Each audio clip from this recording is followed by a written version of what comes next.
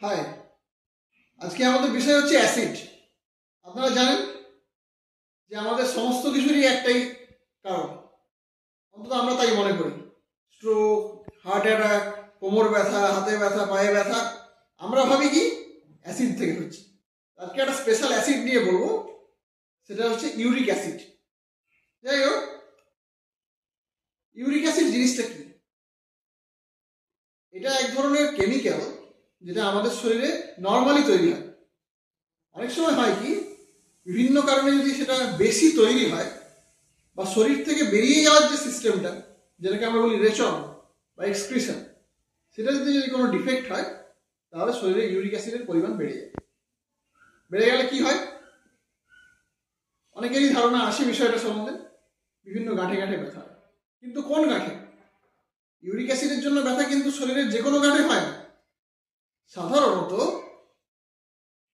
পায়ের বুড়ো আঙুলের গোড়ায় বা গোড়ালিতে বা হাঁটুতে, খুব রেয়ারলি হাতের কবজিতে বা কনুইতেও হতে পারে, কিন্তু মেনলি ওই যে বললাম পায়ের বুড়ো আঙুলের গোড়ায় এবং গোড়ালি এবং হাঁটু, এই জায়গাগুলোতে ইউরিক অ্যাসিডের সমস্যাটা বেশি হয়। সাডেনলি একদিন সকালবেলা ঘুম থেকে উঠে দেখলেন যে ওই পায়ের গোড়ালি বা বুড়ো আঙুলের গোড়াটা লাল হয়ে গেছে, ফুলে গেছে, হঠাৎ করে ব্যথা আরম্ভ হয়ে গেছে। এই জিনিসটা যদি হয়, প্রথম মাথায় আনতে হবে ইউরিক অ্যাসিড কিনা। কারণ কাদের এই সমস্যা বেশি হয়? আগেকার দিনে বলতো এটা হচ্ছে বড় লোকেদের রোগ, অর্থাৎ যারা ভালো মন্দ খেতে পারে তাদের বেশি হয়। রাজা বাদশাহ জমিদারদের বেশি হয়। রিচ ম্যানস ডিজিজ বলতো এটাকে। আগেই বলেছি, হয় শরীরে বেশি বেশি ইউরিক অ্যাসিড তৈরি হলে বা শরীর থেকে ইউরিক অ্যাসিড বেরিয়ে যাওয়ার যে নর্মাল সিস্টেম সেটাতে ডিস্টার্ব হলে শরীরে ইউরিক অ্যাসিড বাড়তে পারে। ইউরিক অ্যাসিড বেড়ে গিয়ে কোনো গাঁট যদি ফুলে যায় বা ব্যথা হয় বা লাল হয়ে যায়, তাকে আমরা বলি গাউট বা গেটে বাত। যখন গাউট অর্থাৎ অ্যাকিউট অবস্থায় থাকে, অর্থাৎ যখন হঠাৎ করে ব্যথা হচ্ছে কোনো একটা জয়েন্টে, লাল হয়ে ফুলে যাচ্ছে, অ্যাকিউট গাউট আমরা যেটাকে বলি, সেই অবস্থায় কিন্তু ব্লাড টেস্ট করলে সবসময় ব্লাডে ইউরিক অ্যাসিড হাই থাকবে এমন নয়। অনেক সময় দেখা যায় ইউরিক অ্যাসিড নর্মাল কিন্তু গাউট হয়েছে, কিংবা ইউরিক অ্যাসিড নর্মালের থেকে কম রেঞ্জের দিকে আছে, তাও গাউট হয়েছে। অর্থাৎ আমরা দেখেছি 50% ক্ষেত্রে অ্যাকিউট গাউটের সময় ইউরিক অ্যাসিডটা হাই থাকে। এটা এই কারণে আমি আলাদা করে বললাম। গাঁটে ব্যথা হলো, আপনি টেস্ট করলেন, ইউরিক অ্যাসিড নর্মাল এলো, তার মানে কিন্তু এটা নয় যে ওটা গাউট নয়। ওই ব্যক্তির কোনো না কোনো সময় শরীরে ইউরিক অ্যাসিড হাই ছিল, হয়তো আজ থেকে 10 দিন আগে কিংবা 5 দিন আগে, তারও গাউট হতে পারে।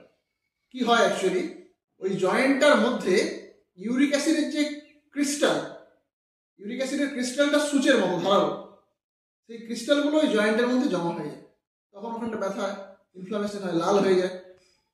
এটাই মেন কারণ।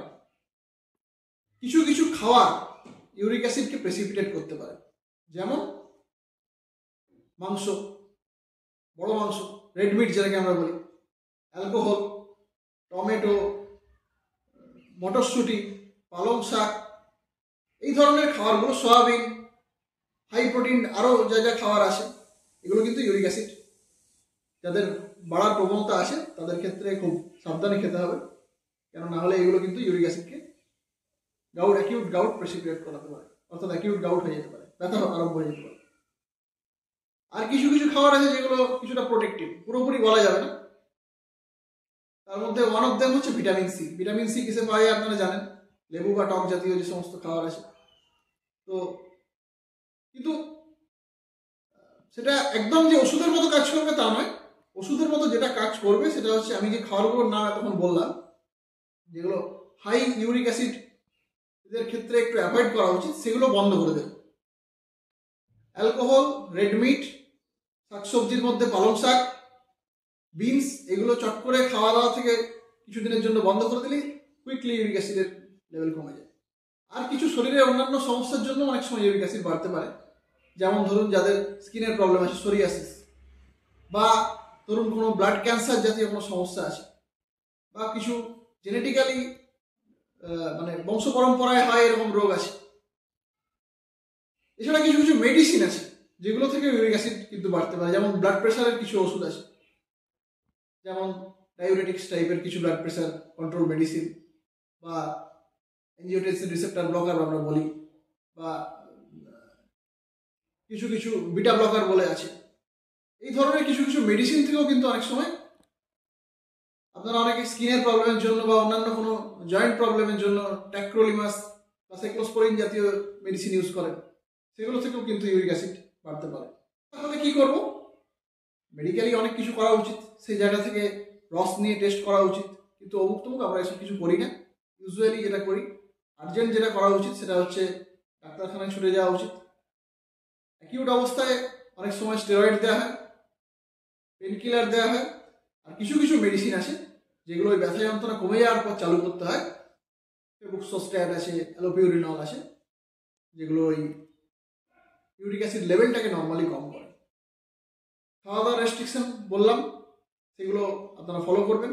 আরেকটা কথা মাথায় রাখবেন, যাদের ইউরিক অ্যাসিডের সমস্যা থাকে তাদের কিন্তু,